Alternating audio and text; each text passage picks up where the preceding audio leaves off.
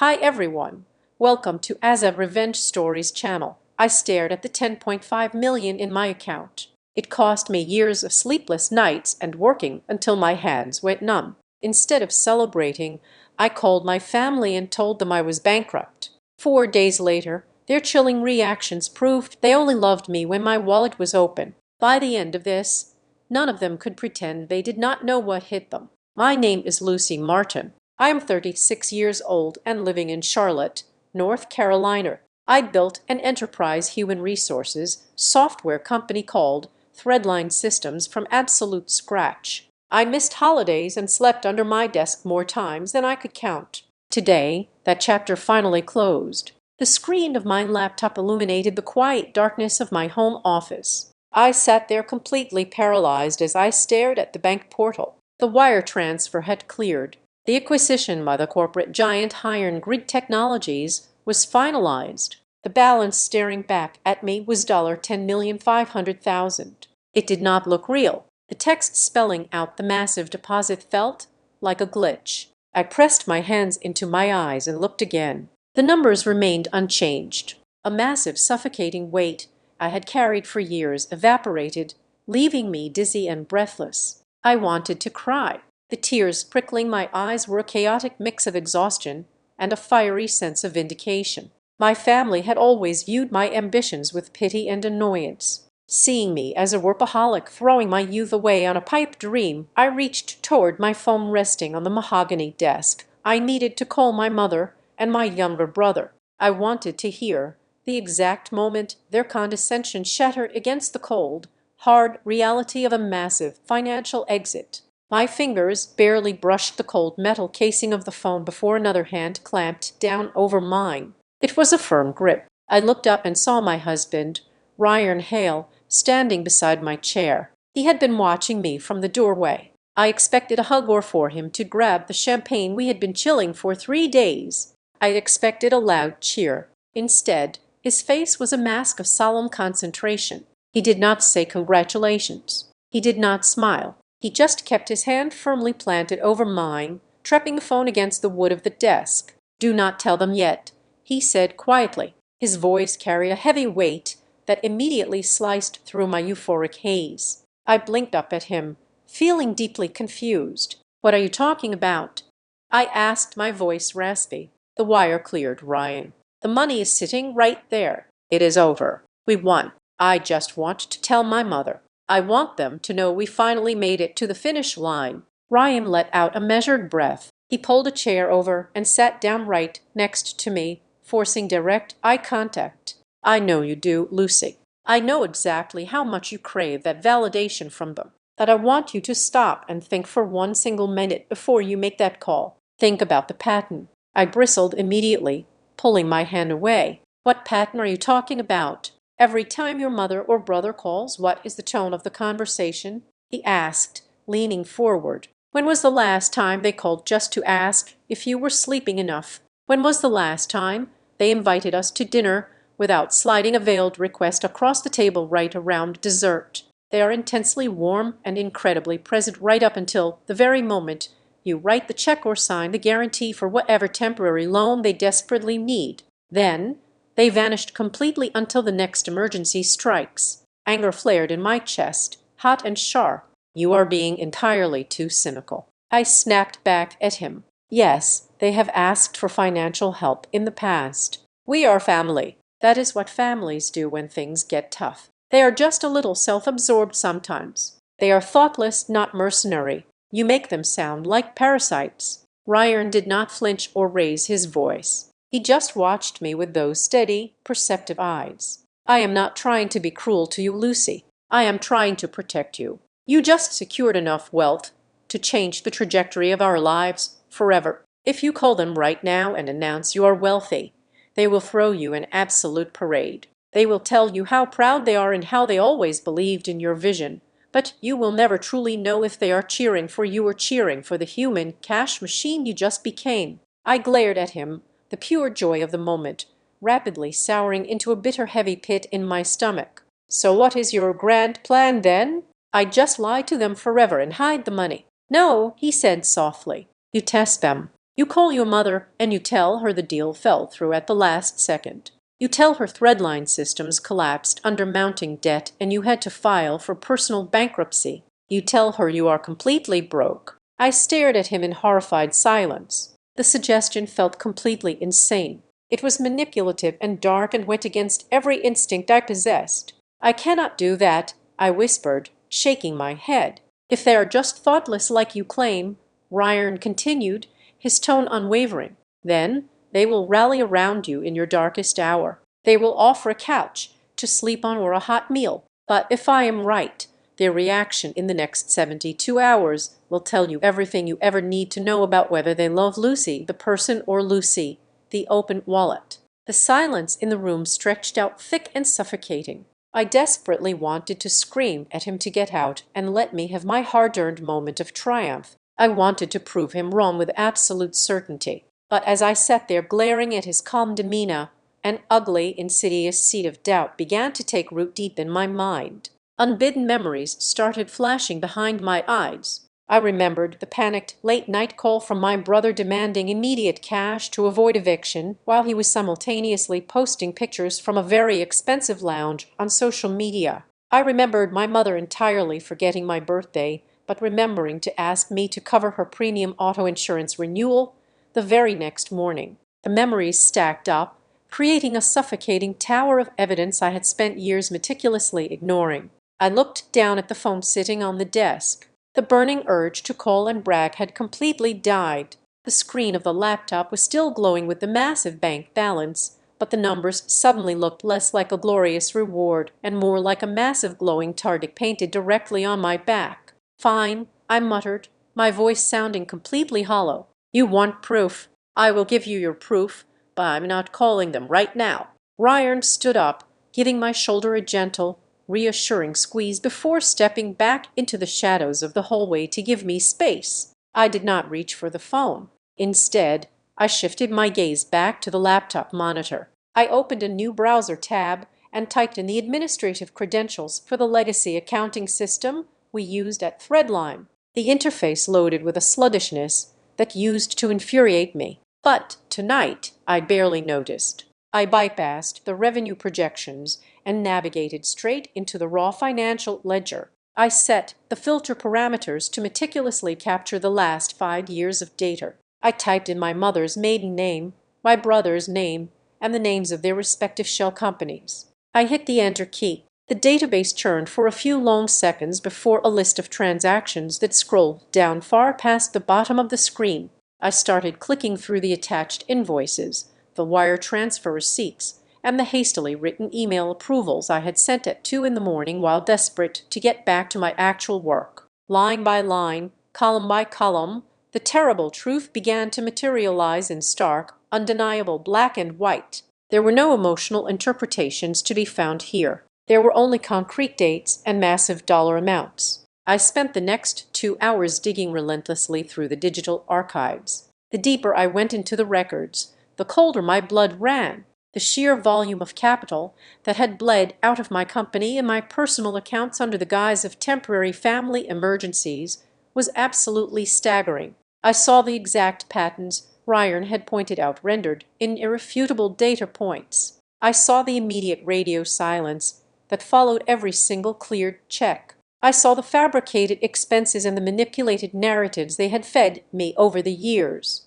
I closed the laptop with a soft, definitive click. The room was cast back into complete darkness. I sat in the silent office, the ghost of the spreadsheet still burning itself into my retinas. The hot anger I had felt toward Ryan an hour ago was completely gone. In its place was a chilling crystal-clear realization that settled over me like a heavy winter coat. My husband was not being paranoid. He was not being overly cynical. He was simply the very first person brave enough to say the ugly truth out loud to my face. He had called out the exact thing I had been desperately avoiding for far too long, and looking at the mountain of evidence I had just unearthed, I knew exactly what I had to do next. The 72-hour countdown was about to begin. The glow of the screen cast long shadows across my office. I was no longer just looking at numbers. I was performing a clinical autopsy on my own familial relationships. I pulled up the statements for the secondary corporate credit card I had issued to my mother,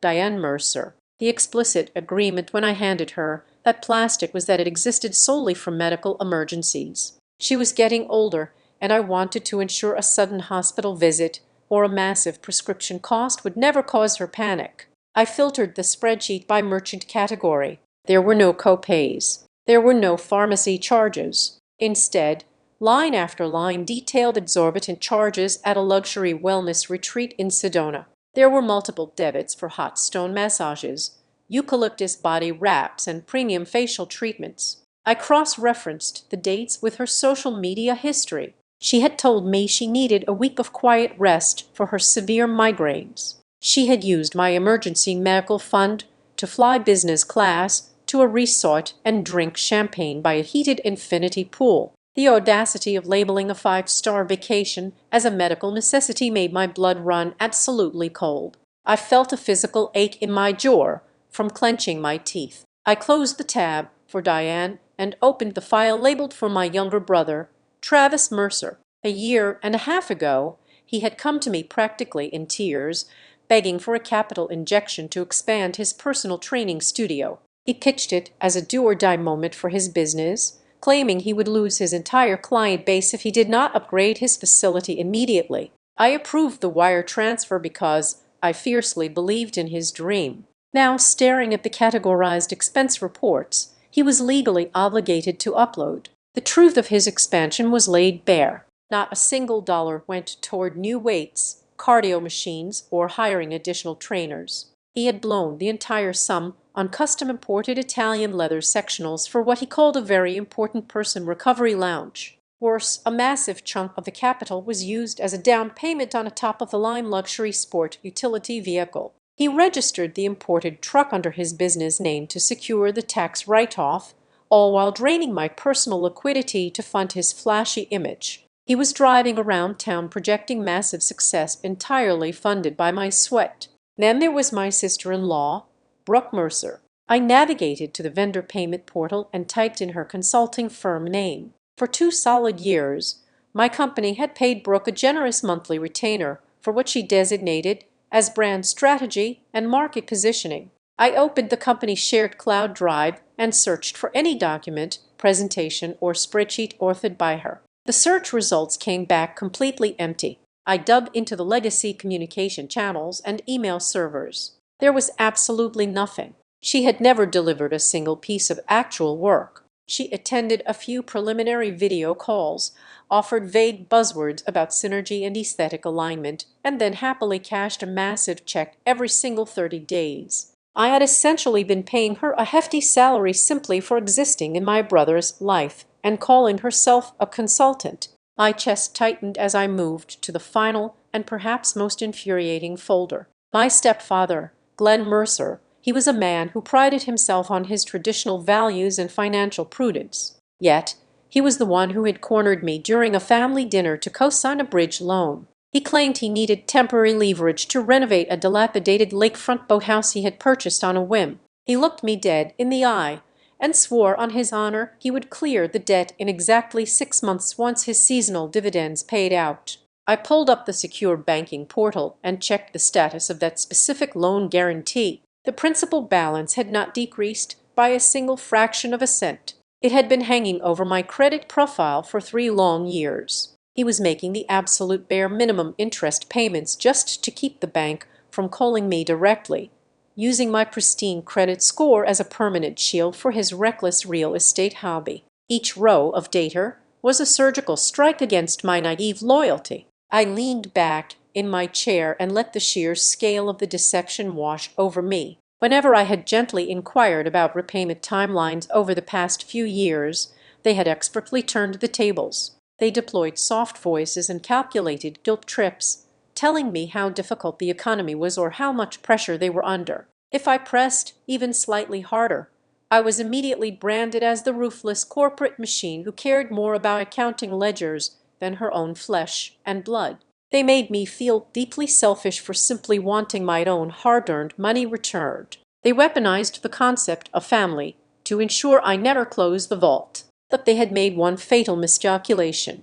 During the rapid scaling phase of my company, my former chief financial officer had noticed the alarming outward flow of capital to my relatives. He was a strict no-nonsense veteran of corporate finance who flatly refused to let me bleed my own equity dry. He had instituted a mandatory policy that every single dollar leaving the company or my personal accounts for family assistance had to be backed by a formal paper trail. Because of his relentless nagging, I now sat on a pristine digital vault of legally binding promissory notes, electronically signed loan agreements, explicit email confirmations, and text messages acknowledging the exact terms of every single debt. They thought they were taking advantage of a soft-hearted sister and daughter, completely forgetting that they were actually dealing with a heavily documented corporate entity. I exported the entire historical ledger into a master spreadsheet and highlighted the outstanding totals. I ran the final summation function. The number that populated at the bottom of the column made my stomach physically drop.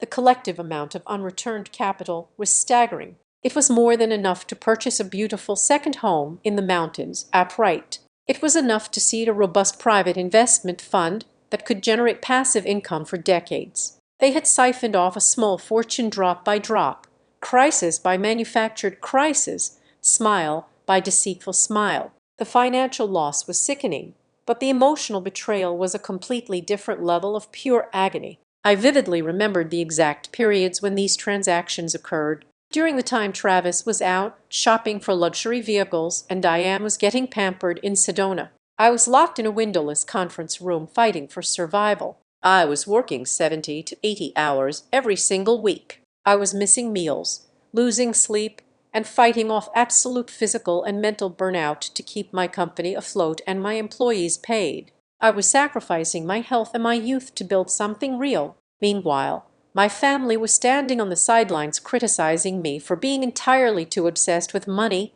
all while simultaneously reaching deep into my pockets to silently fund their leisure and their vanity projects. The vague, uneasy feeling of being utilized that had haunted me for years was completely gone. I no longer had to wonder if I was being overly sensitive or unfair to my own blood. The ambiguity had been permanently burned away by the cold light of the computer monitor. I had concrete data points. I had irrefutable timelines. I had a perfectly clear head-to-fin picture of profound greed wearing the comforting mask of familial love. I sat in the quiet dark of my office, feeling the last remaining shreds of my familial guilt evaporate into the thin air. I closed the master spreadsheet and saved it directly to my encrypted desktop. The time for giving them the benefit of the doubt was officially over. I picked up my phone, my fingers steady and resolute. It was time to invite them all to dinner. I picked up my phone on Thursday morning and dialed the numbers one by one. I told each of them I was hosting a mandatory family dinner this weekend because I had a massive financial development to discuss. I kept my voice entirely neutral and professional. Not a single person asked if I was okay. Not one of them asked if I was stressed or tired from the weeks of negotiations. My mother simply gasped and asked if I was catering from that incredibly expensive coastal seafood place downtown. I told her yes. She said she would wear her good pearls and hung up immediately. Ryan stood by the kitchen island, chopping vegetables for a side salad. He watched me end the final call with my stepfather. Ryan did not say a word to me. He just offered a sad, knowing nod. We spent Saturday afternoon preparing the dining room together. I wanted everything to be absolutely perfect. I wanted the setting to be as opulent as they expected, so their true intentions would surface without any friction or hesitation. We laid out the imported linen tablecloth and set out the fine china we received as a wedding gift, but never bothered to use. The catered spread arrived exactly at 5 in the evening, featuring massive platters of chilled oysters, butter-poached lobster tails, and perfectly seared scallops. It was a feast fit for a massive celebration of newly acquired wealth. My mother, Diane, was the first to arrive. She practically floated through the front door. She was wearing a new silk blouse, and her signature heavy perfume filled the entryway instantly. She grabbed me by the shoulders and planted a dramatic, exaggerated kiss on my cheek. She was radiating a frantic, manic energy. She looked around the house as if she was already calculating the square footage for a massive structural upgrade. She told me how proud she was of my hard work and how she just knew this glorious day was coming. Her eyes were constantly darting toward the dining room, checking the size of the seafood spread. Travis and Brooke arrived 20 minutes later. They did not bring a bottle of wine or a simple dessert to share. Instead, my brother walked in carrying a thick glossy color-printed portfolio bound in heavy leather. He slammed it down on the entryway console table with a loud, heavy thud. He was practically vibrating with nervous excitement. Brooke followed right behind him, wearing a designer dress that cost more than my first car. She gave me a tight practice smile that completely failed to reach her eyes. Glenn walked in last. He gave me a firm, stiff handshake and immediately asked Ryan what kind of premium scotch we were pouring tonight. We moved into the dining room and took our respective seats. Ryan sat at the far end of the table, acting as the silent observer. I sat at the head. I decided to stick strictly to the plan we had discussed. I would let them drive the conversation entirely. I would let them show their hands and lay out their expectations before I revealed a single actual detail about my financial situation. The porcelain plates were barely filled before the ambush truly began. Travis did not even wait for everyone to start eating their first course. He reached under his chair and pulled out the thick leather portfolio.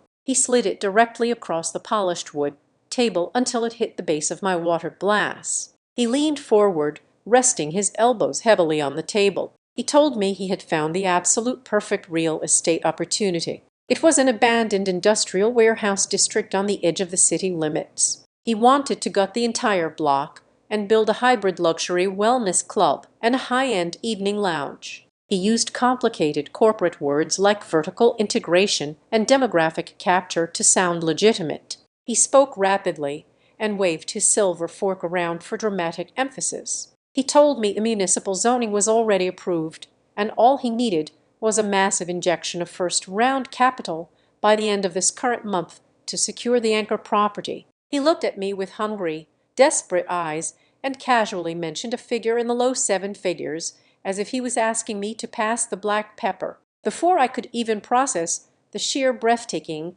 audacity of his demand, Brooke smoothly and seamlessly inserted herself into the active pitch. She took a delicate bite of a scallop and dabbed her mouth with a linen napkin. She looked at me and said that if I decided to go big and fund Travis, she would personally step in to handle all the corporate branding and external media strategy. She smiled sweetly and told me she would even offer the family a heavily discounted retainer fee for her exclusive services. She framed it as a massive charitable favor to me. She was openly offering to take my money to market a business funded entirely by my money. I looked down at my expensive plate. The rich, buttery smell of the lobster was suddenly making me physically nauseous. I took a slow, deliberate sip of ice water. I did not say yes, and I did not say no. I just nodded slowly and let the heavy silence hang in the air. That tiny window of silence was all Glenn needed to pivot the conversation directly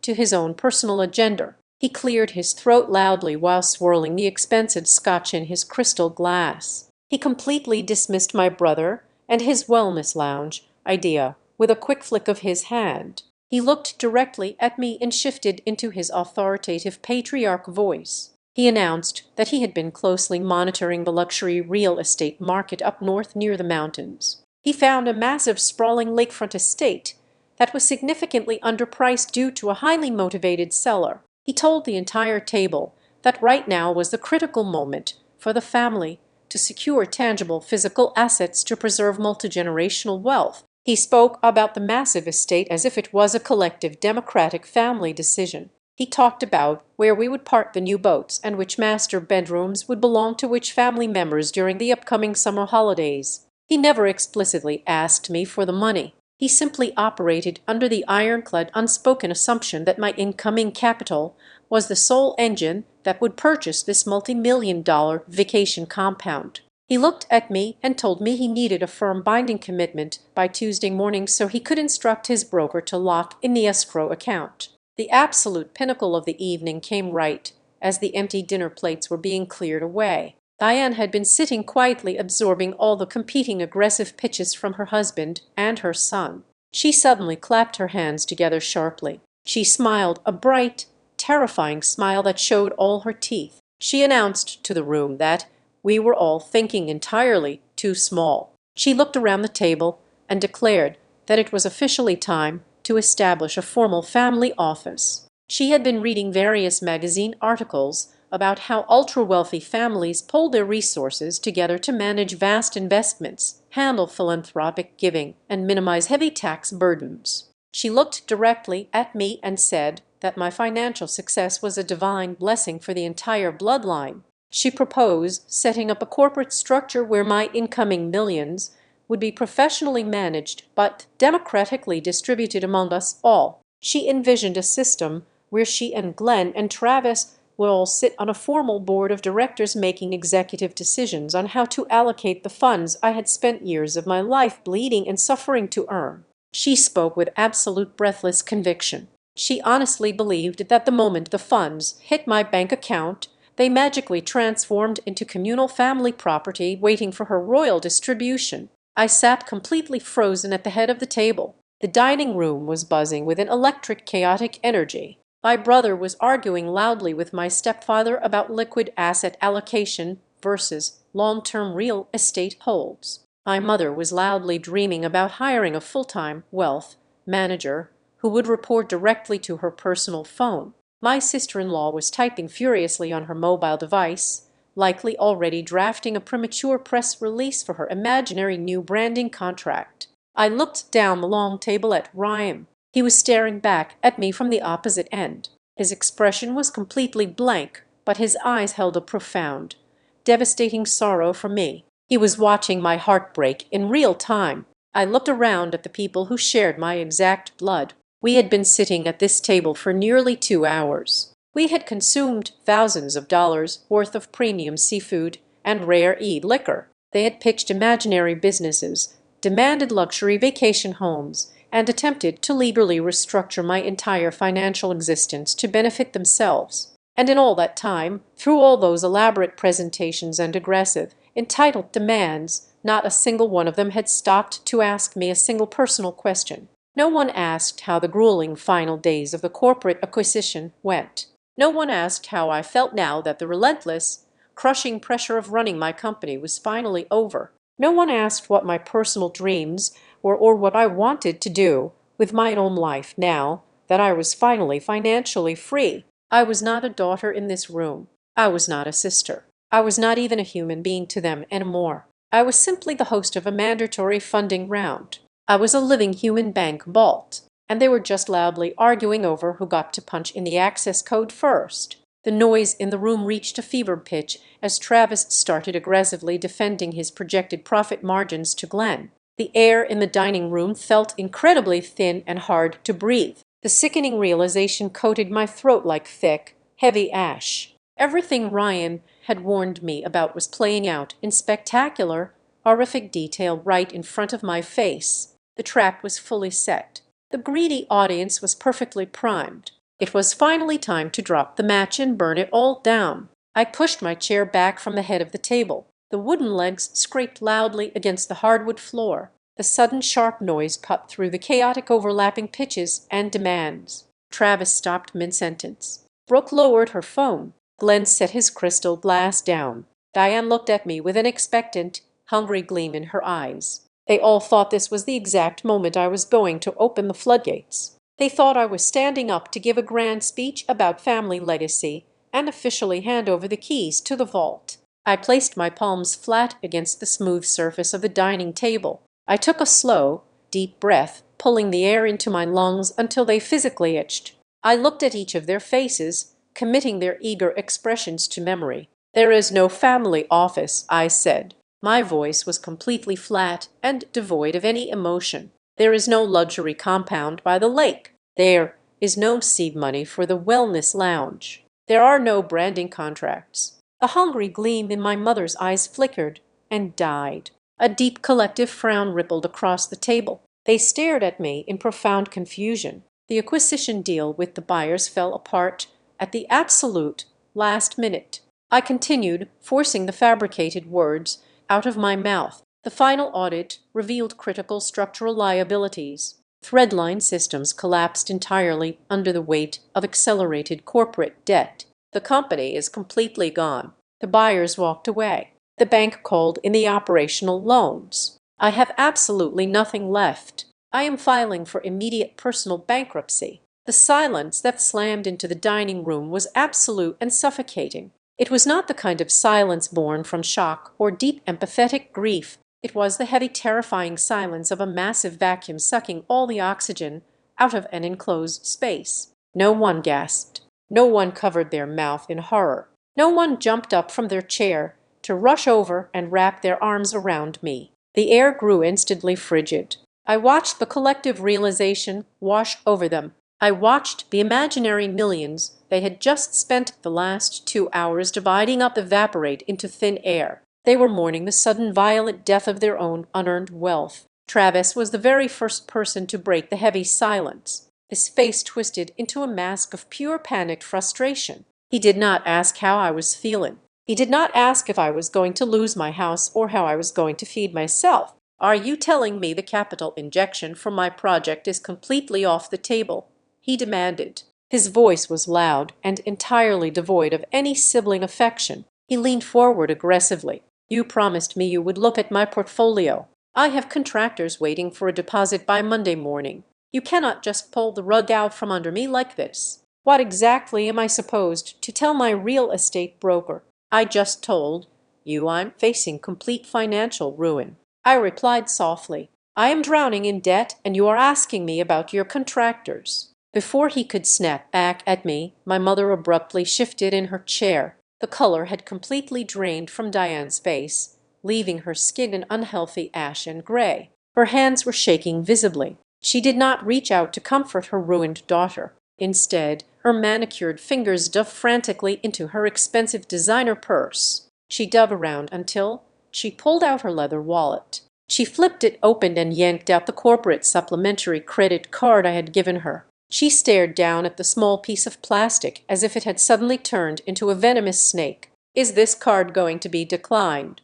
she asked. Her voice was thin and sharp with absolute panic. She looked up at me with wide, terrified eyes. "I have an entire month of holistic treatments booked starting next week. I already authorized the holding fee. Are you telling me this account is frozen? You have to leave this specific line of credit open until I can figure out my personal scheduling." She was staring at personal bankruptcy, and her only concern was whether her luxury spa treatments would bounce. I felt a cold, hard knot form in my chest. It was the absolute confirmation of everything Ryan had warned me about. Glenn did not waste his time with panic. His reaction was pure calculated self-preservation. He leaned his heavy frame against the table and glared at me. The jovial patriarch from 5 minutes ago was completely gone. In his place was a ruthless stranger. "What exactly did you disclose to the bank regarding my boathouse renovation guarantee?" he growled.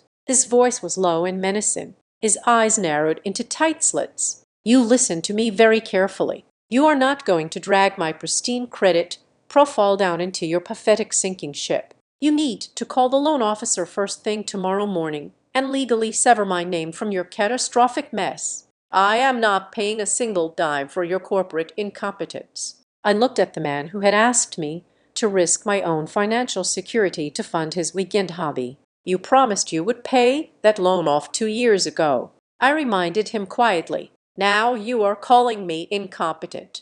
Brooke scoffed loudly from across the table. The sweet, supportive sister-in-law routine evaporated in less than 60 seconds. She threw her linen napkin down onto her half-eaten plate of expensive scallops. The disgust on her face was visceral. "This is absolutely unbelievable." Brooke snapped. Her voice dripped with pure venom. "Why would you force us to come all the way over here and waste our entire evening? I canceled a highly exclusive networking event to sit here and listen to you announce you are a complete failure. You showed a shocking lack of respect for our time.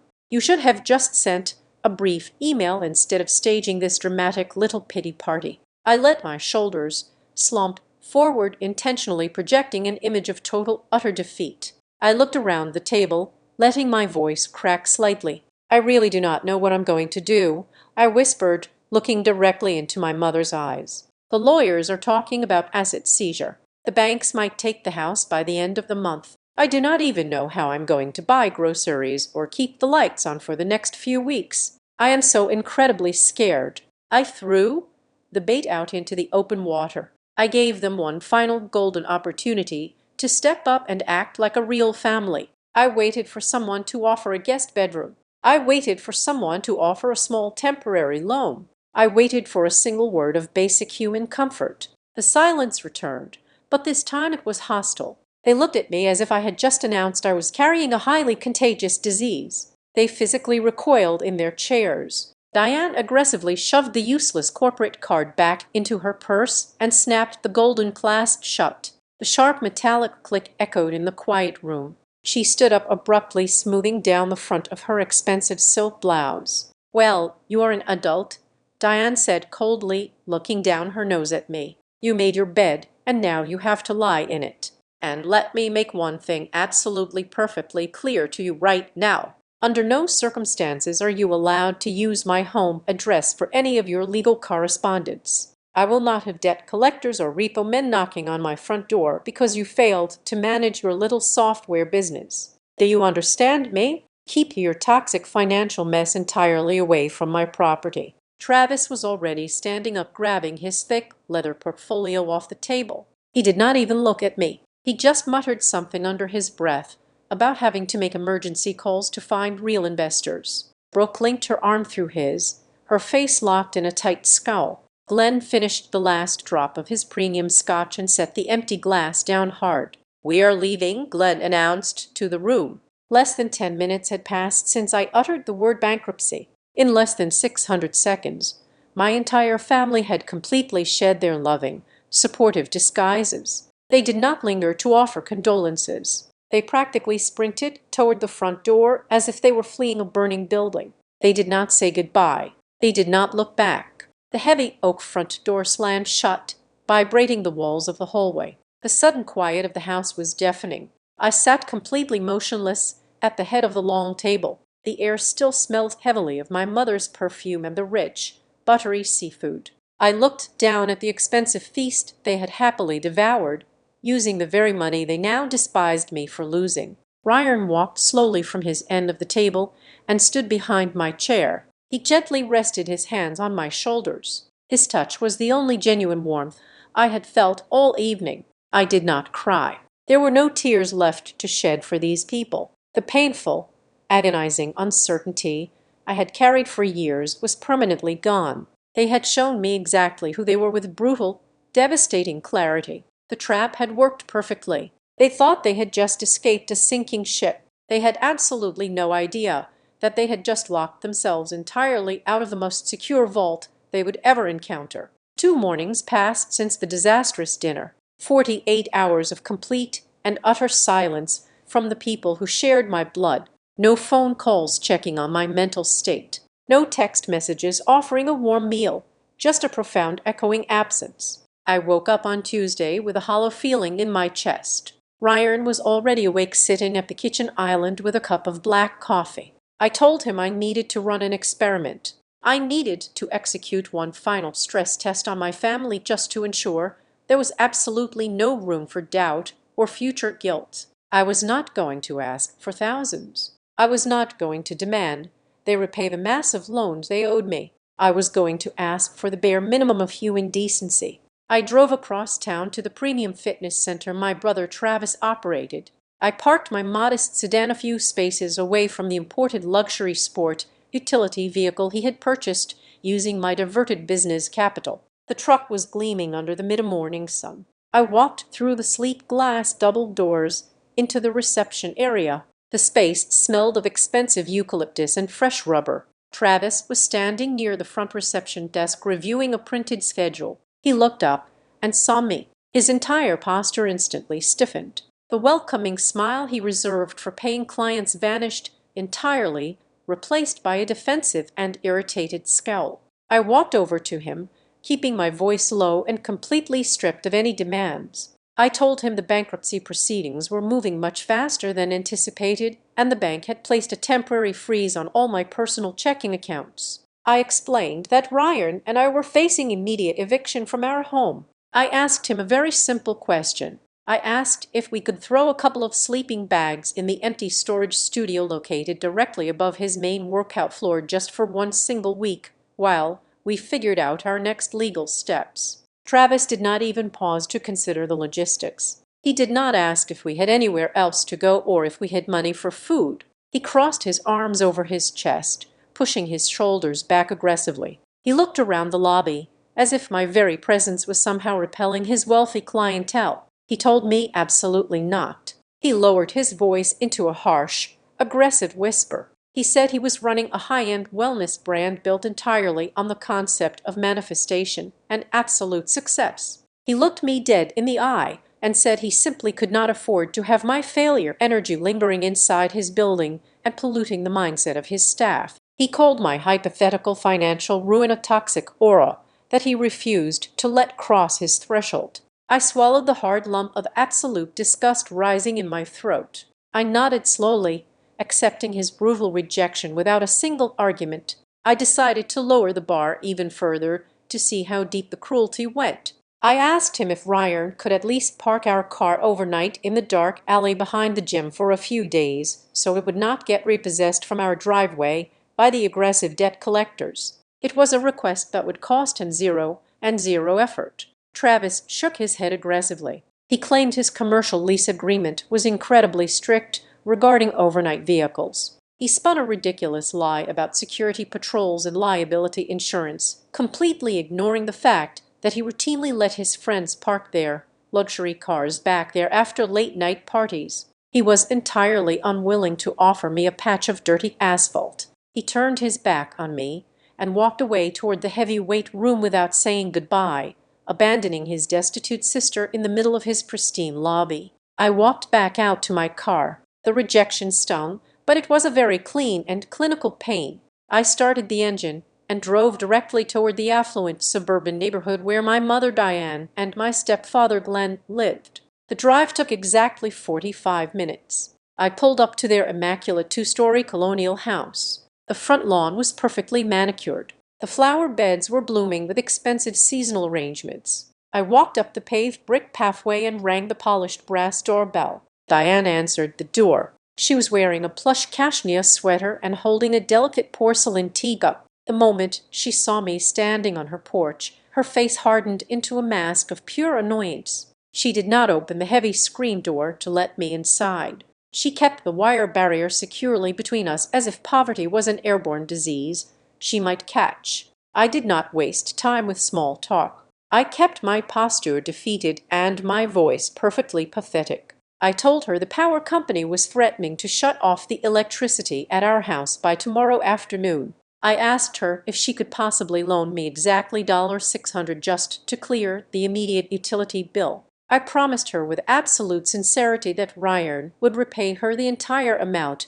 the very second his next corporate paycheck cleared on Friday. It was a microscopic fraction of the money she had siphoned from my medical emergency fund for her luxury spa retreats. Diane slowly lowered her teacup. She looked me up and down with an expression of profound pity mixed with intense revulsion. She took a deep breath and launched into a cold practiced lecture. She told me that bailing me out would only enable my poor financial habits. She said that a grown adult must learn how to clean up the messes they create for themselves. She spoke about personal responsibility and the harsh realities of the real world. As she lectured me about financial discipline, she gestured repeatedly with her left hand. The morning sunlight caught the heavy gold and diamond tennis bracelet wrapping gracefully around her wrist. It was the exact same piece of custom jewelry I had purchased for her 50th birthday, using my very first major executive bonus. She was standing there wearing thousands of dollars of my hard-earned affection while loudly refusing to hand me $600 to keep my lights on. I looked past her shoulder. Glenn had stepped out from the main hallway and was standing directly behind her. He had a folded newspaper tucked under his arm. He heard every single word of my desperate plea and every single syllable of her cruel rejection. He did not step forward to intervene. He did not gently suggest they could spare a few hundred for his stepdaughter. He simply stood there with a grim expression on his face and nodded slowly in total agreement with his wife. He was silently endorsing the absolute freezing out of my existence. Diane told me she had a charity luncheon to attend and could not stand around arguing all morning. She firmly closed the heavy wooden door right in my face. I heard the solid metallic click of the deadbolt sliding into place. I turned around and started walking slowly down the brick pathway back toward my car. I had not even reached the concrete sidewalk when my phone buzzed violently in my coat pocket.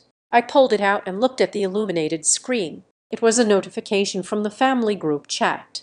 My sister-in-law Brooke had just sent a message to everyone. She did not know I was standing in my mother's driveway, but Travis had clearly already called her to complain about my visit to the gym. The message was displayed in bright, sharp letters across my screen. Brooke complained that everyone needed to lock their doors and ignore their phones because Lucy is starting to knock on doors begging for pocket change. She added that it was deeply embarrassing and that I was acting like a desperate vagrant trying to drag the entire family down into the mud with me. I stopped walking. I stood perfectly still on the concrete sidewalk, staring at the cruel text message. The morning breeze rustled the leaves of the expensive oak trees lining the wealthy street. 2 days ago, I had been crying in my office, mourning the loss of a family I thought I loved. Today, standing under the bright sun, reading those hateful words, I realized something entirely different. I did not cry. My eyes were completely dry. The heavy, suffocating sorrow that had weighed down my chest for years was entirely gone. In its place, a new sensation was rapidly blooming. It was something incredibly sharp and brilliantly cold. It was absolute crystalline clarity. I slid the phone back into my pocket. I opened my car door and slid into the driver's seat. I started the engine and merged back onto the main road heading toward the city. The experiment was officially concluded. The test results were conclusive and undeniable. Familial love did not exist here. It never had. The final shred of my hesitation was burned away, leaving behind a purely mechanical determination. They had made their choices with terrifying ease. Now it was my turn to show them exactly what happens when the vault finally fights back. The sun had barely set when the first notification chimed on my laptop. It was just past 7:00 in the evening. I was sitting at the kitchen counter with a glass of tap water. I opened the email application. The sender was my mother, Diane. She had copied my brother Travis, my sister-in-law, Brooke, and my stepfather Glenn. The subject line was completely devoid of any warmth. It simply read, "Regarding the current financial situation." I clicked the message open and read the paragraphs. The language was jarringly formal. It did not sound like a mother writing to her child. It sounded like a corporate entity drafting a strict liability waiver. Diane explicitly stated that the family was officially declaring zero responsibility for my recent business failures. She wrote that my catastrophic mismanagement was entirely my own burden to bear. The second paragraph was a direct list of demands. She ordered me to completely cease any unannounced visits to her residential property. She demanded I stop calling family members to beg for petty cash. The final sentence was the most chilling. She explicitly forbade me from mentioning her name, Glenn's name, or any of their business ventures to any bankruptcy attorneys, court-appointed trustees, or debt collection agencies before I could even process the sheer absurdity of her preemptive legal defense. My phone vibrated violently against the marble counter. It was a rapid succession of text messages from Travis. He was evidently emboldened by our mother laying down the law. His words were entirely venomous. He typed that I had spent my entire adult life pretending to be some brilliant, invincible entrepreneur. He called me a fraud. He said I was arrogant and blinded by my own ego. The final text was a blunt knife to the ribs. He said I inevitably ruined absolutely everything I touched, and he was furious that my toxic failure was now threatening his mental peace and his personal brand. I did not reply. I just stared at the glowing screen. A few minutes later, another email arrived in the group thread. This one was from Brooke. She had attached a PDF file. Her accompanying text was sickly sweet, masking a deeply sinister intention. She called the attachment a clear record of our familial financial history. She suggested that since I was facing a complex legal audit, they should all be proactive and help me organize my chaotic paperwork. I downloaded the file and opened it. It was a beautifully formatted ledger. Brooke had clearly used her so-called branding expertise to design it, but the contents were a complete fabrication. Every single massive loan I had ever issued to them was retroactively categorized as an unconditional gift from the heart. The capital for my brother's gym was listed as a sisterly donation. The money my mother drained for her spa trips was labeled as an informal allowance. They were actively trying to reclassify hundreds of thousands of dollars in legally binding debt into untraceable personal gifts to ensure the bankruptcy courts could never claw that money back from their bank accounts. Ryan walked into the kitchen and saw me staring intensely at the fabricated ledger. He stood behind me and leaned over my shoulder to read the document. His eyes scanned the neatly arranged columns and the deceptive descriptions. He reached out and placed his hand over the computer mouse. He clicked on the File Properties tab and navigated to the Advanced Metadata section. "Look right here," Ryan said softly. His voice was incredibly steady but laced with a sharp edge of realization. "Look at the document creation timestamp and the last modified timestamp." I followed his finger to the tiny gray text on the screen. The file had not been created years ago, when these transactions actually occurred. The creation date was today. The timestamp showed it had been generated exactly 45 minutes ago. The last modified stamp was only 10 minutes before Brooke sent the email. A cold chill radiated down my spine. They were not just being greedy anymore. They were actively sitting in their houses, writing a fake history. They were manufacturing fraudulent documents to protect their own assets from a federal bankruptcy proceeding they fully believed was happening to me. "This is not just family drama anymore," I whispered to Ryan. "This is an active conspiracy to commit fraud. They are trying to tamper with what they think is a federal financial investigation." I immediately picked up my phone and dialed the private cellular number of Naomi Price. Naomi was my absolute best friend and the lead corporate attorney who had guided Threadline Systems through its earliest legal hurdles. She was brilliant, ruthless, and deeply loyal. She answered on the second ring. I did not waste any time with pleasantries. I told her I needed her to open her secure email portal right this second because I was forwarding her a mountain of highly sensitive evidence. I spent the next 20 minutes sitting on the phone with Naomi while she silently reviewed the group emails, the vicious text messages, and the fabricated document Brooke had manufactured. I also granted her temporary administrative access to the secure corporate server where my former chief financial officer had stored all the original legally binding promissory notes and wire transfer receipts that completely contradicted Brooke's fake ledger. The line was quiet for a long time except for the sound of Naomi typing furiously on her own keyboard. When she finally spoke, her voice was completely devoid of any humor. She told me she was running a cross-reference on the entire communication archive I had just uploaded. She said she had found something buried in the recent outgoing server logs that was infinitely more dangerous than a fake gift registry. Naomi explained that earlier this morning, my stepfather Glenn had initiated an electronic communication with a third-party credit broker. She read the intercepted email aloud to me. Glenn was attempting to quietly and rapidly restructure the massive bridge loan for his lakefront boathouse. He was trying to extend the amortization period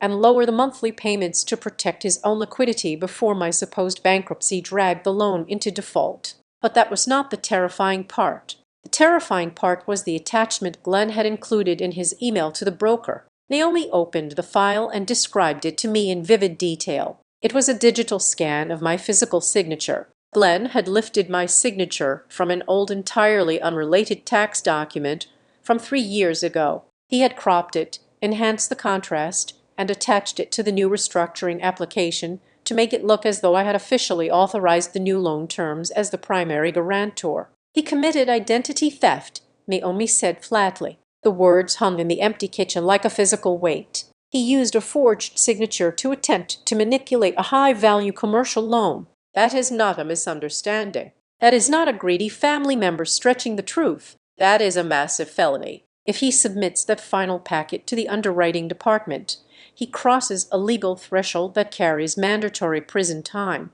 The situation had escalated far beyond anything I had ever imagined. The petty theft and the emotional manipulation had suddenly mutated into a full-blown criminal enterprise. My family was so completely terrified of losing their unearned luxury that they were willing to commit federal crimes and forge my identity just to keep the money flowing. My initial instinct was pure blinding rage. I wanted to call Glenn immediately. I wanted to scream through the phone and tell him I knew exactly what he had done. I wanted to threaten him with the police and watch his arrogant facade crumble into absolute terror. I wanted to reply all to the email chain and attach the real promissory notes just to prove to Brooke that her little branding exercise in document forgery was a pathetic failure. "Do not say a single word," Naomi commanded. Her voice snapped me out of my furious spiral. "I am speaking to you right now as your legal counsel. You are standing on a gold mine of actionable evidence. The absolute worst thing you can do right now is alert them that you know what they are doing. If you confront them, they will panic. They will delete files. They will destroy hard drives. They will hire aggressive defense attorneys who will try to muddy the waters and claim it was all a simple familial misunderstanding." "So what do I do?" I asked. My hands were shaking so hard I had to rest my elbows on the counter to keep the phone steady. "You do absolutely nothing," Naomi replied. Her tone was cold and calculating. "You maintain absolute radio silence. You do not reply to your mother. You do not argue with your brother. You let them believe they have won. You let them feel entirely safe in their little conspiracy. You let them keep typing and sending and building their own legal coffin. I am going to spend the next 48 hours compiling every single byte of data into an ironclad legal portfolio. We are going to lock down the original copies, secure the metadata, and notify the correct banking authorities to freeze Glenn's loan application without tipping him off." She paused for a moment, letting the strategy sink in. "When we finally strike," she added, her voice dropping into a deadly serious register, "we are not going to do it over text messages. We are going to hit them with a legally binding tidal wave that they will never see coming." I ended the call and placed the phone face down on the marble counter. Ryan walked over and pulled me into a tight embrace. The kitchen was completely silent. The aggressive emails and the toxic messages were still sitting in my inbox, but they no longer held any power over me. They were no longer weapons designed to hurt my feelings. They were simply pieces of evidence. My family thought they were meticulously pushing me out of their pristine lives. They had no idea they were just cheerfully setting the stage for their own downfall. I looked at the dark window reflecting the kitchen lights. I was ready to let them hang. It was Thursday morning, exactly 3 days after Naomi locked down the digital evidence of my stepfather committing corporate fraud.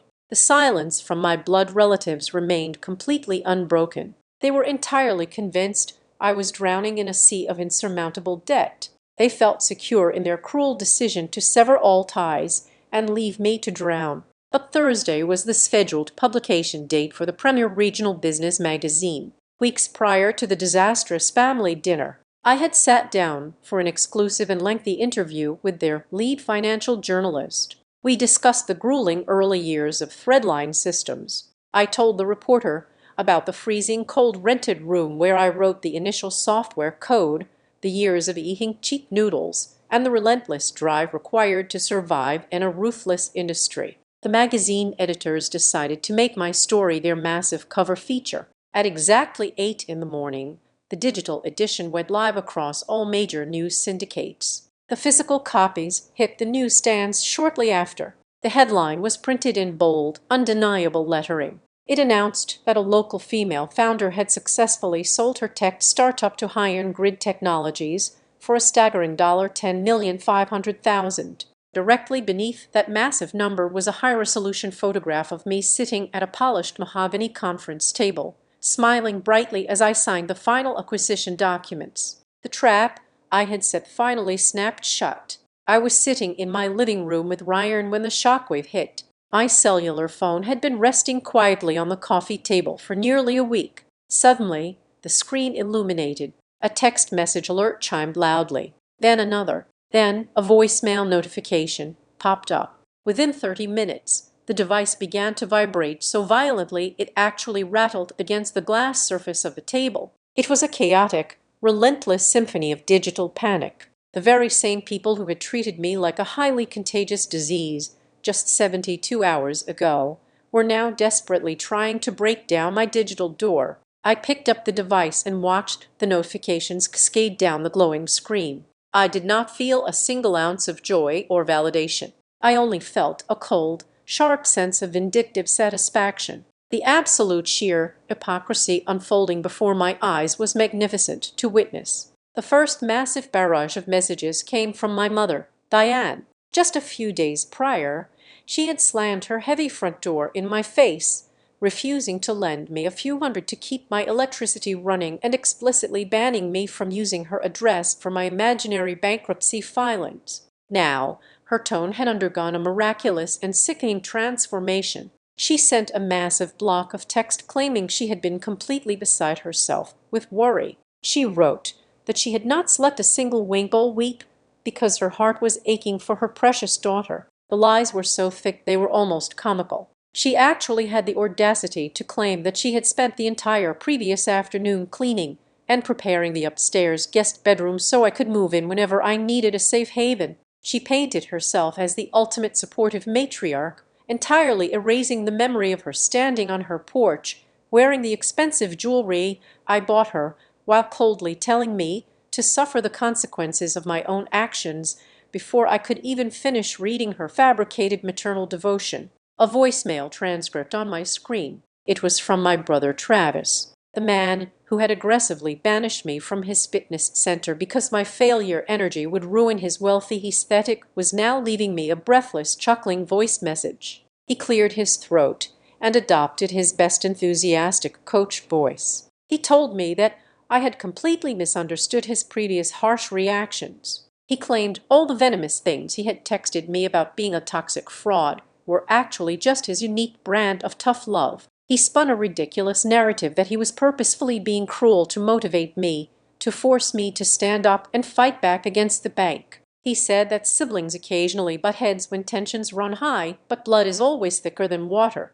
He casually suggested we grab an expensive steak dinner this weekend to celebrate my monumental victory, entirely omitting his previous aggressive demands for a massive capital injection for his imaginary lounge. Next came an email from my sister-in-law, Brooke, the woman who had drafted a fake legal document to steal hundreds of thousands of dollars and who had mocked me as a desperate vagrant to the entire family, was suddenly my biggest fan all over again. Her message was dripping with sweet corporate jargon. She completely ignored her vicious behavior and instantly pivoted back to her parasitic branding scheme. She suggested that the two of us needed to sit down together like mature, empowered women. She wrote that my massive financial exit was the perfect launching pad to build a lucrative family lifestyle brand, and she generously offered to spearhead the entire media campaign for a small fee. She was still desperately trying to find a way to monetize my face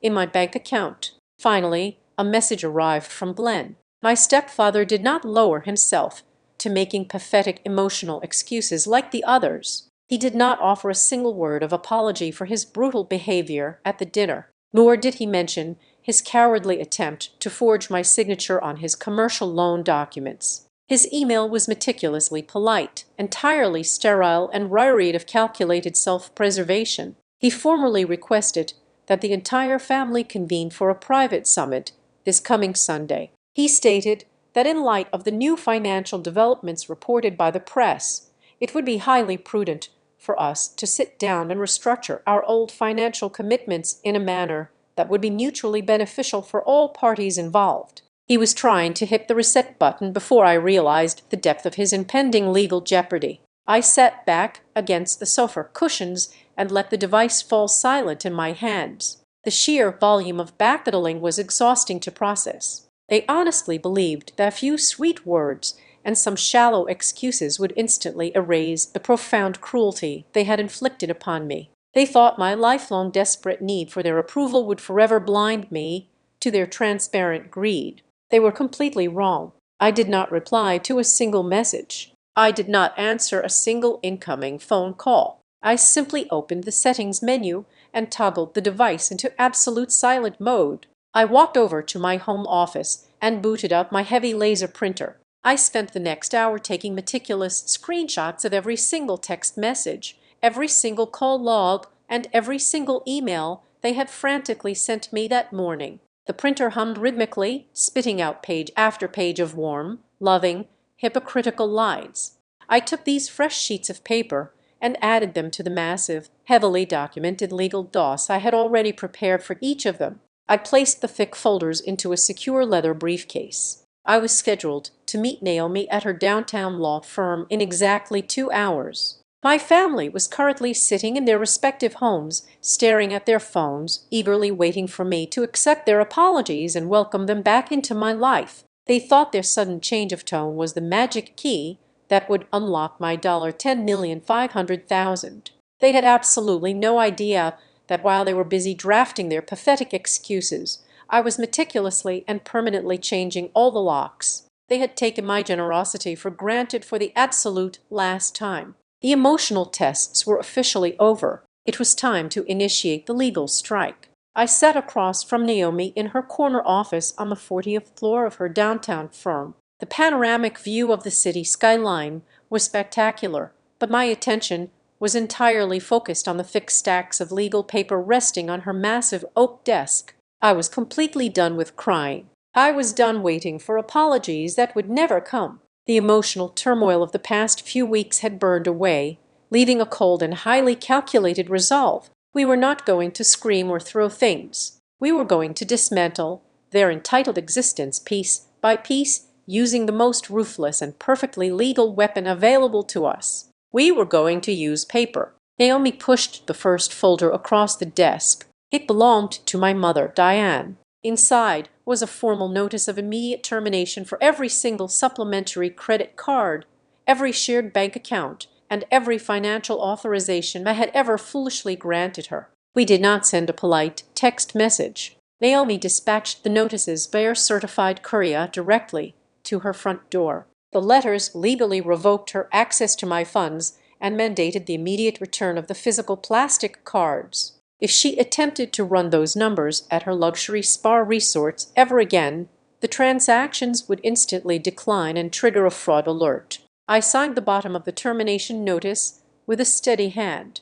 Next was the dossier from my sister-in-law, Brooke. Naomi had brought in a forensic accountant to audit the extensive consulting fees Brooke had extracted from Threadline Systems over the years. The audit confirmed exactly what I had discovered. There was zero evidence of any actual work, not a single marketing campaign, not one branding document, not a solitary email proving she had provided any value.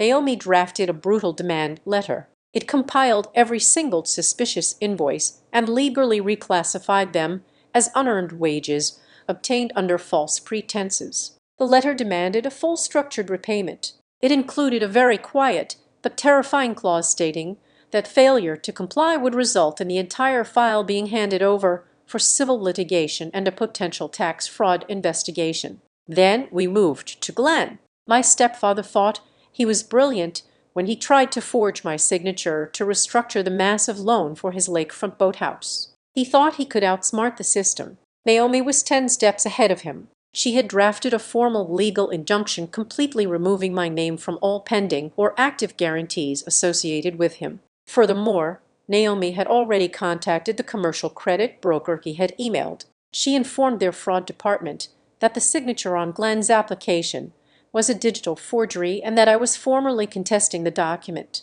We did not have to call the police to ruin him. The banking institution would freeze his application, red flag his credit profile, and likely call in the original massive loan immediately due to his fraudulent behavior. The final and most complex target was my brother Travis. He had built his entire luxury fitness brand on a foundation of my capital. The expensive imported equipment sitting on his gym floor was purchased with my personal funds and backed by a strictly documented loan agreement. When he panicked about my supposed bankruptcy, he was terrified I would call in that specific debt. But the reality was actually much worse for him. While digging through his financial footprint, Naomi had uncovered a massive structural weakness in his business. Travis was not just ignoring his debt to me. He was severely delinquent on his primary operational loans with a major commercial bank. He was months behind on his payments. The bank had classified his account as toxic debt. They were currently in the process of offloading his loan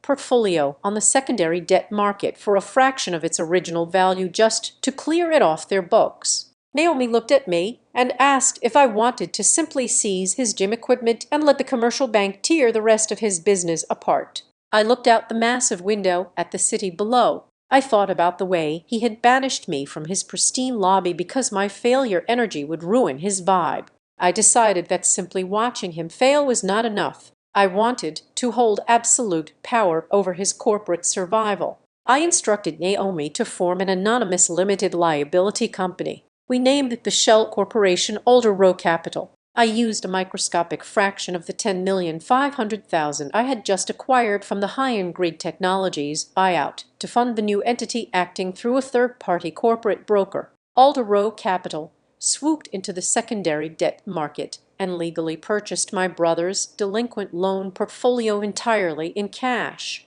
The transaction was swift and perfectly legal. The massive banking institution was thrilled to get rid of the bad debt. Travis received a generic automated notice that his loan had been transferred to a new holding company. He likely panicked, assuming a ruthless collection agency was gearing up to seize his building. He had absolutely no idea that the faceless corporate entity holding the keys to his entire livelihood was actually his sister. I was no longer just his sibling asking for a favor. I was his primary secured creditor. I owned his debt. I owned his leverage. The person who would ultimately decide if his business lived or died was the very same woman he had refused to let park in his dirty back alley. With all the pieces perfectly positioned on the board, it was time to invite them to play the final game. Naomi drafted a beautifully worded, highly formal invitation and sent it to my mother, my stepfather, my brother, and my sister-in-law. The letter requested their mandatory presence for a private financial settlement conference at her high-end law firm on Tuesday morning. The wording of the invitation was a masterpiece of psychological manipulation. It vaguely referenced the recent media reports of my massive financial success and suggested that the purpose of the meeting was to address outstanding familial obligations and restructure our mutual interests moving forward. It sounded incredibly diplomatic. When my family received those heavy cream-colored envelopes, they undoubtedly interpreted the legal phrasing exactly as we intended. They thought the storm was over. They believed that my brief period of rebellion had ended and I was finally returning to my proper role as the obedient family bank. They probably assumed they were walking into a lavish boardroom to receive massive apology checks and finalize the funding for their vacation homes and wellness lounges. They thought I was softening. They thought the invitation was a desperate plea for reconciliation and emotional healing. Not a single one of them realized that the upcoming meeting had absolutely nothing to do with forgiveness or mending broken hearts. I had already finished crying over them. The private settlement conference was not a negotiation. It was the designated location where I would finally flip the board over, reveal the legal traps they had blindly stumbled into, and force them to pay the ultimate price for their profound and unforgivable greed. Tuesday morning arrived with a heavy gray sky. I sat at the head of the massive glass table in the primary conference room of Naomi's firm. The room was cold and smelled of expensive leather and polished glass. To my right sat Naomi. To my left was Daniel Voss, a sharply dressed forensic accountant with a completely unreadable expression. Next to Daniel sat a senior representative from the commercial lending division of Glenn's Bank. Promptly at 10:00, the heavy double doors swung open. Diane, Glenn, Travis, and Brooke walked in. They had clearly coordinated their wardrobe to project an image of humble professionalism. Diane wore a subdued gray dress instead of her usual bright silk. Travis had swapped his tight, athletic gear for a tailored navy suit. They took their seats on the opposite side of the long glass table. They looked at the extra people in the room with mild confusion, but quickly dismissed them. They were entirely confident in their own narrative. They believed my temporary moment of financial panic had passed, and I was finally ready to assume my role as their permanent safety net. Diane initiated the performance exactly as we predicted. She did not start with an apology for locking me out of her house. She started with a heavily rehearsed display of maternal sorrow. She reached into her designer handbag and pulled out a delicate tissue, dabbing at the dry corners of her eyes. She looked at me with an expression of profound manufactured tragedy. She spoke about the agonizing pain of a mother watching her highly successful daughter lose her way. She claimed I had been isolated and poisoned by outside influences who simply did not understand the sacred bond of family. She was clearly implying that Ryan and Naomi had manipulated me into briefly defying her. Before Diane could even finish her theatrical weeping, Travis abruptly cleared his throat and seized control of the conversation. He leaned forward and rested his hands on the glass surface. He adopted a deeply serious tone, completely abandoning the cruel insults he had hurled at me just days ago. He told me that the family had forgiven my erratic behavior because they understood the immense pressure of corporate acquisitions.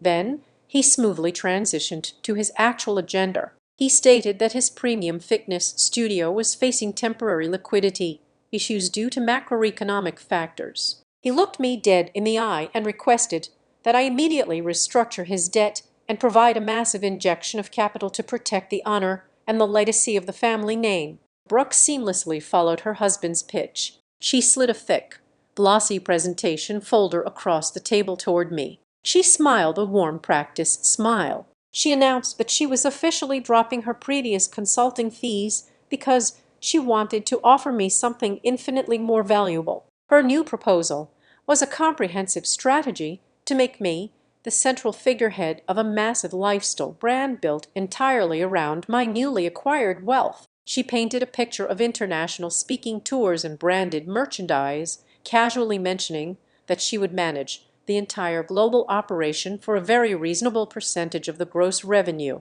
I sat perfectly still in my high-backed leather chair. I did not interrupt them. I did not sigh. I let them pour every single drop of their rehearsed manipulation into the quiet room. I watched them build their imaginary castles out of my hard-earned money. When Brooke finally finished speaking, a thick, expectant silence fell over the conference room. All four of them stared at me, waiting for the inevitable moment when I would cave to their demands and open my checkbook. I looked at Naomi and gave her a single slow nod. Naomi did not say a word. She simply reached out and pressed a button on the sleek control panel embedded in the table. The heavy motorized blinds covering the massive windows hummed as they descended, plunging the room into dim shadows. A Hadafin projector descended from the ceiling and illuminated the large white wall directly behind me. The first slide snapped onto the screen. It was not a financial portfolio. It was a massive, high-resolution screenshot of the family group text messages. Travis's cruel words labeling me a toxic fraud and a complete failure were magnified for everyone in the room to read. The next slide was Diane's vicious email officially cutting me off from the family and demanding I never use her address for my bankruptcy proceedings. The color instantly vanished from Diane's face. She dropped her tissue. Travis physically recoiled in his chair as if he had been struck. The presentation did not stop. Naomi clicked to the next slide. It displayed the fabricated gift registry Brooke had created, placed side by side with the forensic metadata analysis, proving it had been manufactured mere minutes before she sent it. Daniel Voss leaned forward and spoke for the very first time. His voice was clinical and devastating. He stated that attempting to reclassify legally binding corporate debt as personal gifts to defraud a bankruptcy court was a severe federal offense. Brooke opened her mouth to speak, but absolutely no sound came out. Then came the slide dedicated to Glenn, the screen filled with the email he had sent to the commercial credit broker, complete with the cropped and forged image of my signature. The bank representative sitting next to Daniel placed a thick manila folder on the table. The representative informed Glenn that his application for the boathouse renovation loan had been officially flagged for massive institutional fraud and that all his existing credit lines were currently frozen pending a full legal review. Glenn stared at the projected screen with wide, terrified eyes. His arrogant posture completely collapsed. He looked like a man who had just stepped on a live landmine. "You thought I brought you here to apologize," I said. My voice broke the suffocating silence. It was calm, measured, and completely devoid of any familial warmth. "You thought I was too soft to actually hold you accountable for the way you treated me when you believed I had absolutely nothing left." Travis desperately tried to regain control of the room. He slammed his hand against the table and pointed a shaking finger at me. He shouted that I was being vindictive and insane. He demanded that we immediately address his studio equipment long before the aggressive secondary debt market buyers destroyed his entire business. He claimed a predatory firm called Alder Row Capital was already threatening to seize his assets. Naomi clicked the remote one more time. A new document appeared on the screen. It was the official corporate registration for Alder Row Capital. Directly under the list of managing partners was a single name. "I am Alder Row Capital. I told my brother." I kept my voice perfectly level. "I used a fraction of my acquisition funds to purchase your toxic debt entirely in cash. You are no longer dealing with a faceless commercial bank. I own your equipment. I own your leverage. And you are currently 4 months delinquent on your payments to me." Travis stared at me in sheer absolute horror. The realization that his sister held the absolute power to liberally dismantle his entire livelihood hit him with the force of a freight train. He slumped back in his chair, his mouth hanging open in silent disbelief. Before the room could even process that massive revelation, Daniel Voss turned his attention directly to Brooke. He slid a dense stack of printed server logs across the glass table. He informed her that his firm had conducted a deeply exhaustive forensic audit of the corporate servers at Threadline Systems. He stated with absolute certainty that there was zero digital or physical evidence that she had ever performed a single hour of actual work to justify the massive consulting fees she had extracted from my company. He told her she had exactly 14 days to agree to a full repayment plan, or he would formally refer the matter to the state tax authority for immediate criminal investigation. Brooke started to cry. It was not the fake theatrical weeping Diane had attempted earlier. These were the genuine ugly tears of a person watching their unearned luxury evaporate into thin air. I looked at the 4 people sitting across from me. They were completely shattered. Their fake humility was gone. Their aggressive demands were silenced. They were stripped bare and forced to look at the undeniable, ugly truth of their own actions. They finally understood the gravity of their situation. I had not invited them to this beautiful corporate office to negotiate a truce or to hand them a portion of my $10,500,000. I had invited them here so they could clearly see the massive reinforced steel doors slamming completely shut right in their faces. I reached down into my leather briefcase resting on the floor beside my chair. I pulled out 4 separate heavy manila folders. I slid them across the smooth glass surface of the conference table. One stopped directly in front of my mother Diane. Another rested before my stepfather Glenn. The third and fourth settled in front of my brother Travis and my sister-in-law, Brooke. I kept my hands folded neatly on the table. "Inside those folders are your final settlement agreements," I said, my voice cutting through the thick, heavy silence of the room. "They contain the formal notices for the immediate termination of every single financial guarantee, the permanent revocation of all account access, and the legally binding demands for immediate repayment. You have exactly one option today. You sign them before you leave this building, or we bypass the civil negotiations entirely and move straight into formal litigation." I turned my gaze directly to Diane. Her hands were shaking as she opened the cover of her folder. "I am severing every single financial tie we have ever shared," I told her calmly. "Inside your packet is a printed ledger detailing every single unauthorized transaction you made on my corporate medical emergency card. Every luxury spa treatment and every first-class flight is highlighted. If you attempt to deny these charges or refuse to sign the termination agreement acknowledging your misuse of those funds, Naomi will immediately file a civil suit for the full misappropriated amount."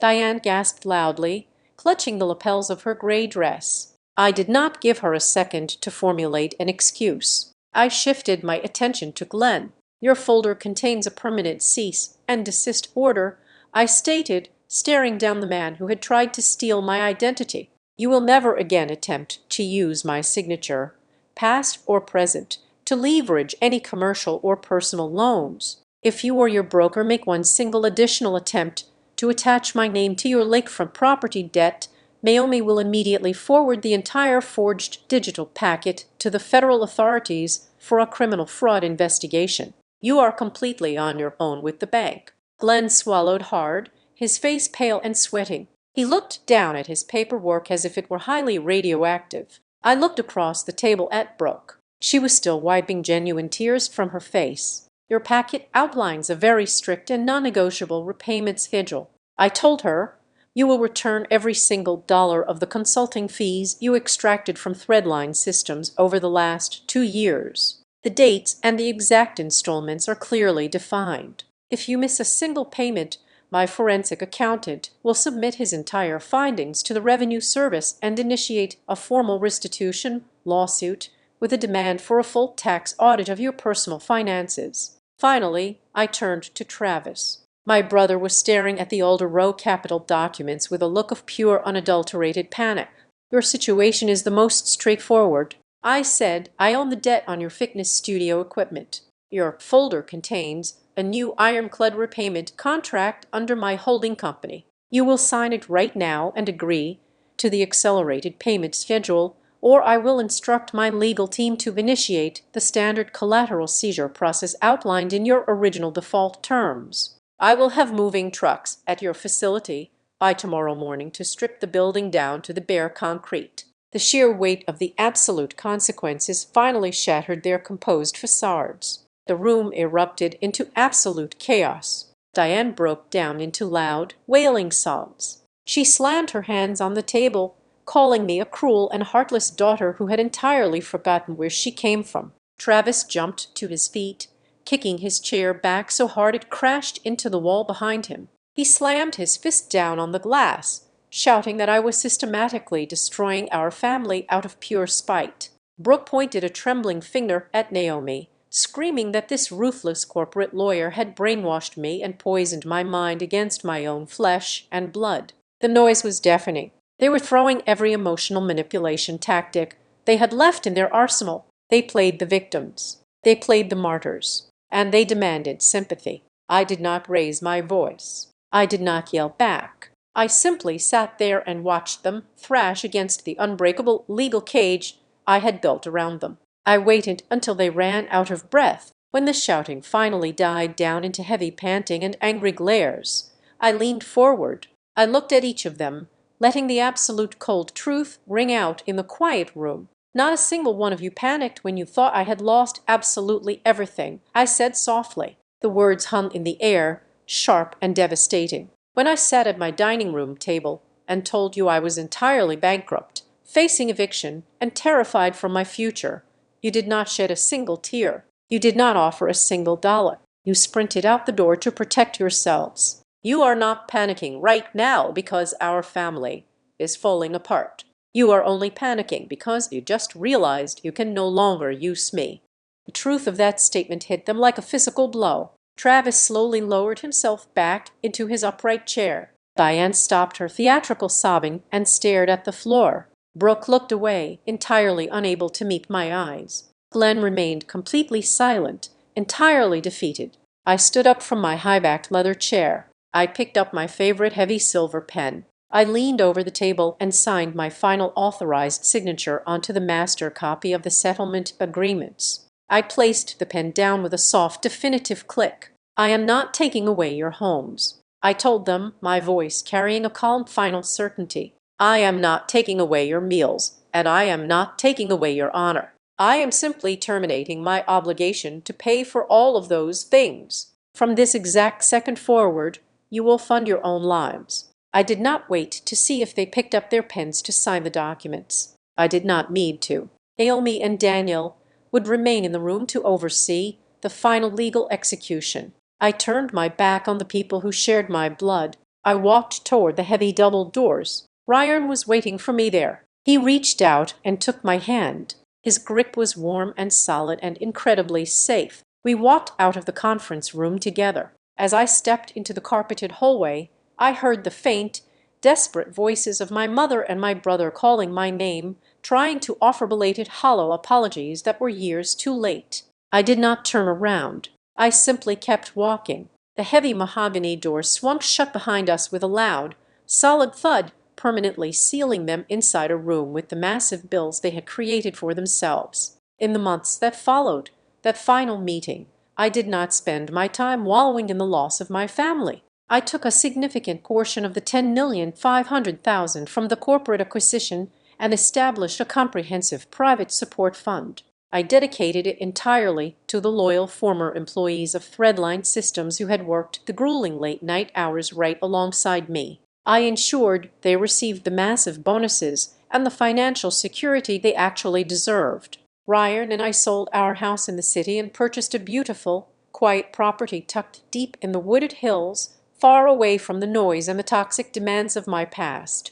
It was a place where the phone never rang with fabricated emergencies, and the doors were only open to people who genuinely loved us. As I sat on my new back porch one crisp autumn morning, watching the leaves fall across the peaceful lawn, I finally understood the true value of everything I had been through. The most incredible thing I kept after the grueling sale of my software company was not the $10.5 million sitting securely in my investment accounts. The greatest asset I walked away with was a profound and absolute clarity. It was a brutal, agonizing lesson about the true nature of greed and conditional love. It was incredibly expensive to learn, but it was a lesson I was extremely grateful to have, knowing with absolute certainty that I would never have to buy it twice. Thank you so much for listening to my story today. I would love to know where you are tuning in from. So, please leave a comment below and tell me your location so we can connect and share our thoughts together. Please remember to subscribe to the Azad Revenge Stories channel, like this video, and show your support by hitting the hype button so this story can be heard by even more people around the world. Thanks to all.